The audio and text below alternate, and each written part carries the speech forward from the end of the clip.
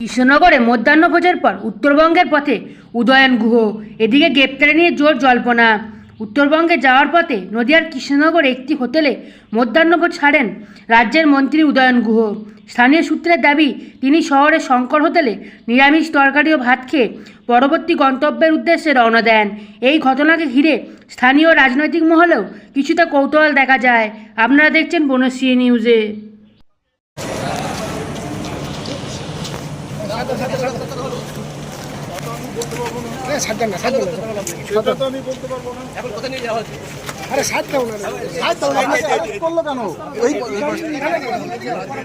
আপনাকে অ্যারেস্ট করলো কেন? এটা বললাম। উদয়নদা চিটিংবাজির মামলা দিয়েছে আপনার বিরুদ্ধে। উদয়নদা চিটিং মামলা দিয়েছে। উদয়নদা কোনো চিটিং এর মধ্যে নেই, কোনো অপরাধ করিনি। তারপরেও কেন অ্যারেস্ট করলো আপনাকে? টার্গেট আমরা কেন হঠাৎ কেন এরকম ঘটনা কেন? সেটা বলতে হবে না, যারা করেছে তারা বলতে হবে। আপনাকে এখন কোথায় নিয়ে যাওয়া হচ্ছে? আমাকে দিনহাটা। আপনাকে কোথায়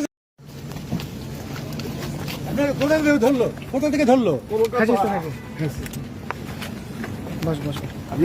কি জন্য ধরলে? কি জন্য ধরলো? একটুখানি কথা বলতে পারলে খুব ভালো হতো। একটুখানি কথা বলতে পারলে খুব ভালো। স্যার, এটা কি রাজনৈতিক প্রতিহিংসা মনে হচ্ছে আপনার? ছেড়ে দিন, যারা করেছে তারা।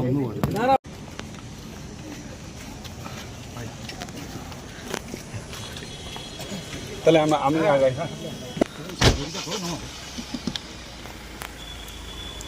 কি কারণে